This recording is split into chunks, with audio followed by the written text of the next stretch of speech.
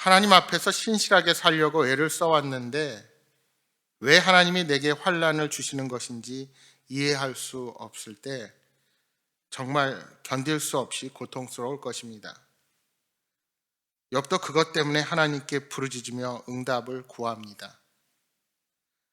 고난이 찾아오기 전 욥은 그 인생에서 하나님의 은혜를 많이 경험했던 사람이었습니다. 물론 살면서 어려운 일이 없었을 리 없지만 그때마다 하나님께서 문제를 해결해 주시는 은혜를 경험했을 것입니다. 그러나 갑자기 찾아온 견딜 수 없는 연속적인 고난으로 가족과 모든 소유를 잃고 사람들이 외면하고 있는 지금 하나님께서 자신을 도와주시지 않으신다는 생각이 들어 탄식 가운데 있습니다. 오늘 본문에는 하나님의 도우심이 사라졌다고 느끼는 욥의 슬픔이 계속해서 잘 나타나 있습니다. 욥은 계속해서 자신이 얼마나 심한 고통을 느끼고 있는지를 토로하고 있습니다. 그는 심한 피부병을 앓고 있었습니다. 그런데 피부가 아니라 내면에서 생명이 녹고 뼈가 쑤신다고 탄식하고 있습니다. 단순히 병이 아니라 하나님의 도우심을 얻지 못하는 절망적인 상황으로 인하여 고통당하고 있음을 우리가 보게 됩니다. 18절 19절 말씀입니다. 그가 큰 능력으로 나의 옷을 떨쳐버리시며 나의 옷깃처럼 나를 휘어잡으시는구나. 하나님이 나를 진흙 가운데 던지셨고 나를 티끌과 재 같게 하셨구나. 욥은 온몸에 종기가 나서 옷도 입지 못하고 재 가운데 앉아 질그릇 조각으로 몸을 긁는 자신의 상황을 하나님이 큰 능력으로 옷을 떨쳐버리시고 그를 휘어잡는다 하고 말합니다. 또한 진흙 가운데 던지사 티끌과 재 같게 하셨다 하고 표현하는 것입니다. 이처럼 욥은 재산과 가족을 잃고 질병으로 인한 고통을 겪으며 무엇보다 고통스럽게 여기는 것은 하나님이 그렇게 자신을 잔혹하게 대적하신다는 느낌이었습니다. 보면 22절의 바람은 하나님의 능력을 상징적으로 표현하는데 욥은 하나님의 바람, 곧 그 능력으로 자신을 던져 버리신다고 말하면서 이런 모든 탄식 가운데 욥은 결국 하나님이 자신을 죽이시려 한다 생각하며 절망하고 있습니다.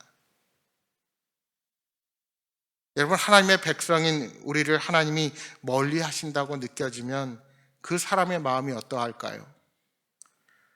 그렇다면 우리도 욥처럼 죽음보다 더 심한 고통을 경험하게 될지도 모릅니다. 따라서 우리는 이 욥의 고통을 깊이 묵상할 수 있어야 합니다. 늘 하나님과 동행하며 하나님을 의지하며 살아왔는데 갑자기 재앙이 임하자 하나님이 돌아선 것 같은 소외감이 욥을 괴롭힌 것입니다. 여러분, 부모의 사랑과 돌봄을 받던 어린아이가 갑자기 버림을 받았을 때 느끼는 두려움과 고통을 생각해 보십시오. 이렇듯 하나님을 의지하는 경건한 자에게 가장 큰 환난과 고통은 하나님의 외면입니다. 역대하 6장 42절에 말씀합니다.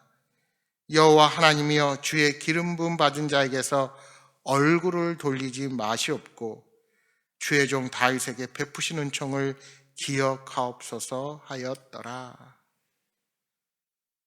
다윗도 하나님께 자신에게서 얼굴을 돌리지 말아달라고 간곡히 호소했습니다. 어떠한 환난에 사로잡혀도 하나님만 함께 하신다면 구원받을 것이라는 확신이 그에게 있었던 것입니다. 여러분, 이러한 욥이 겪었던 고통은 우리를 구원하시기 위해 십자가에 달리셔서 어찌하여 나를 버리시나이까 라고 외치셨던 주님의 고통을 생각하게끔 합니다. 예수님은 근본 하나님의 본체시면서도 자신을 비워 낮고 천한 인간의 몸을 입고 이 땅에 오셨습니다. 그리고 자신을 낮추사 죽기까지 복종하셨습니다. 참 인간이요 참 신인 예수님이 처절하게 십자가 위에서 버려지면서 얼마나 고통스러우셨을까요? 육신의 고통보다 겸손과 낮아짐으로 이 땅에 오셔서 그 모욕과 조롱을 당해야 한다는 자체로 마음이 찢어지고 아팠을 것입니다. 24절 말씀입니다. 그러나 사람이 넘어질 때 어찌 손을 펴지 아니하며 재앙을 당할 때 어찌 도움을 부르짖지 아니하리까. 이 말씀은 당시의 격언을 인용한 것으로 보입니다. 사람이 넘어질 때 손을 펴 도움의 손길을 구하고 재앙을 당할 때 도와달라고 요청하는 것은 당연합니다. 하지만 하나님은 욥이 고통과 절망 속에서 부르짖어도 응답하지도 돕지도 않으셨다 하는 겁니다. 그러나 욥은 자신이 과거에 고생하는 자를 위해 울고 빈궁한 자를 위해 근심했기에 자신도 그런 도움을 받게 되기를 원하며 간구하고 있습니다. 여러분, 사실 어찌 보면 이러한 도움은 욥이 아닌 새 친구들이 욥에게 해야 할 일입니다. 그들은 자신의 지식과 지혜를 뽐내며 욥을 가르치려 드는 것이 아니라 같이 울고 같이 근심해 주어야 했습니다. 욥의 아픔에 공감해주고 하나님의 치유와 회복을 위해 함께 눈물 흘리며 기도해야 했습니다. 그러나 그들은 오히려 욥에게 회개를 강요하고 너의 숨은 죄를 찾아내라며 욥을 다그치기도 했습니다. 그런 상황을 두고 욥은 말하는 것입니다. 26절입니다. 내가 복을 바랐더니 화가 왔고 광명을 기다렸더니 흑암이 왔구나. 이처럼 친구들의 모습, 또한 욥에게 하나님은 자신의 기대와 다르게 행동하시는 이해할 수 없고 냉정하신 분이심을 그는 느끼며 토로하고 있는 것입니다. 27절 말씀입니다. 내 마음이 들끓어 고요함이 없구나. 환난 날이 내게 임하였구나. 하나님께 부당한 대우와 처분을 받는다고 생각된 욥의 마음은 비참합니다. 기대했던 일말의 희망은 좌절과 절망으로 바뀌게 되는 것입니다. 심지어 자신의 죽음을 예상하는 사람이라 해도 남은 시간 동안 누군가 옆에 있어주기를 바라게 마련입니다. 그러나 욥은 그러한 기대를 생각할 겨를도 없이 좌절과 절망 속에 깊이 빠진 것입니다. 욥은 이제 자신을 피부병으로 인해 피부가 검게 변하여 사람들의 도움을 바라는 비참한 사람이라고 묘사합니다. 하지만 주위에 자신을 지키는 사람은 아무도 없고 이리와 타조, 즉 들짐승이 주위를 맴도는 형편입니다.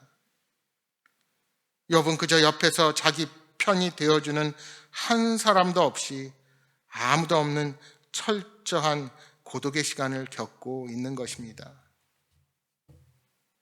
여러분, 이러한 고통과 고독의 시간이 바로 제자들이 모두 도망간 상황에서 홀로 십자가를 지시고 사람들의 조롱 가운데 계셨던 우리 주님의 시간이었을 것입니다.